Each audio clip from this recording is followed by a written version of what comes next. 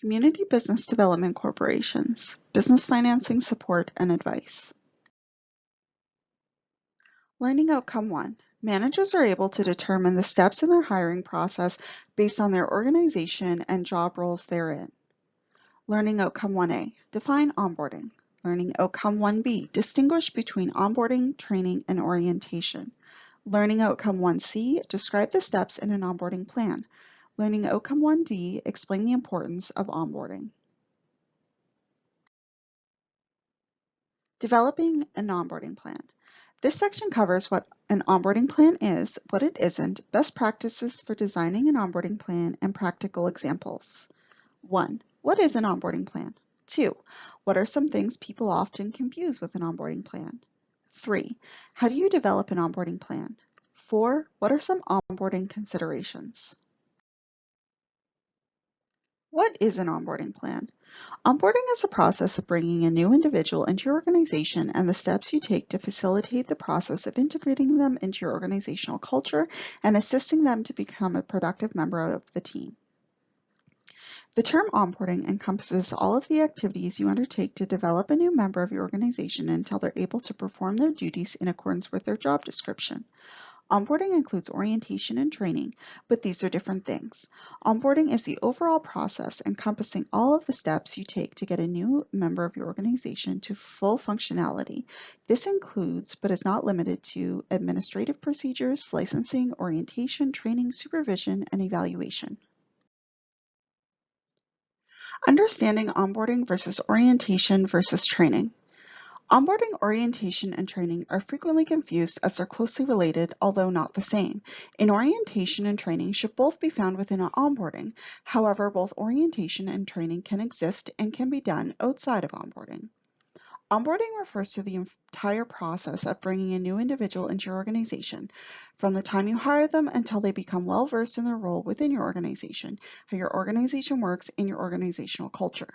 This process will probably take weeks at the least and could reasonably take months to complete.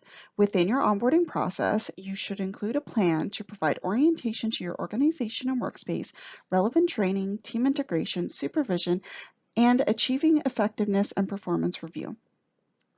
In orientation involves introducing a new individual to your organization.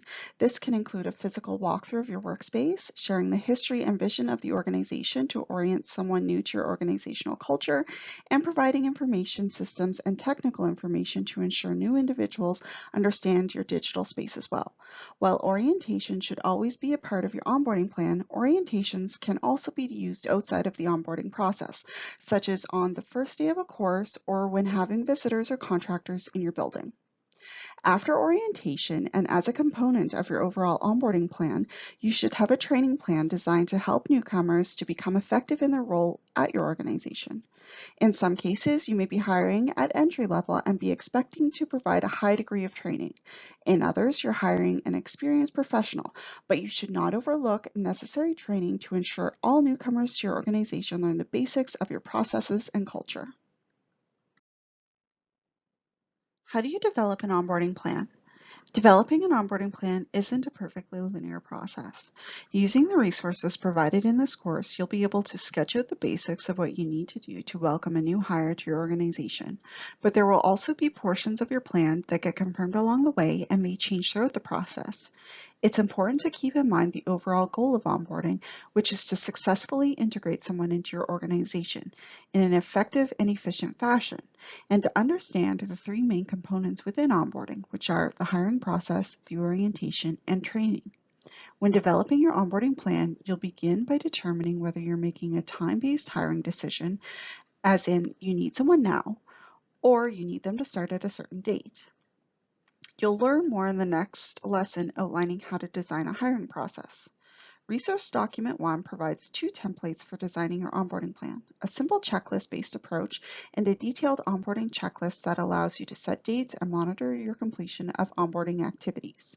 Once you complete your initial onboarding checklist, you'll want to work through the remainder of the resource documents to ensure you have laid out everything to welcome your new employee to the organization.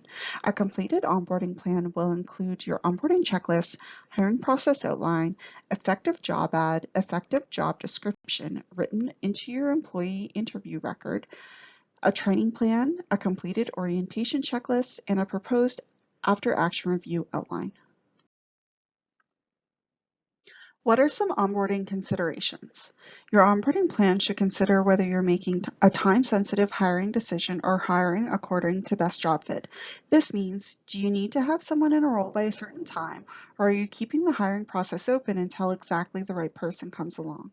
Another onboarding consideration is to be aware that you're going to jump back and forth confirming different pieces of the plan until it all comes together. As you're completing your onboarding checklist, you'll also be putting together your training plan, and some training information will need to be confirmed before you complete the training plan section of your onboarding checklist. Always remember why onboarding is important. It's one of the first impressions a new employee will have of your business. You want to impress them. You want to train them right to ensure effective and efficient business operations and continuity, and you want to pass along a strong company culture. Summary. In this section of the CBDC onboarding course, we've covered what an onboarding plan is and how training and orientation themselves frequently get confused for onboarding. We explained why you should start planning your onboarding as you're developing your hiring process and covered how to develop an onboarding plan.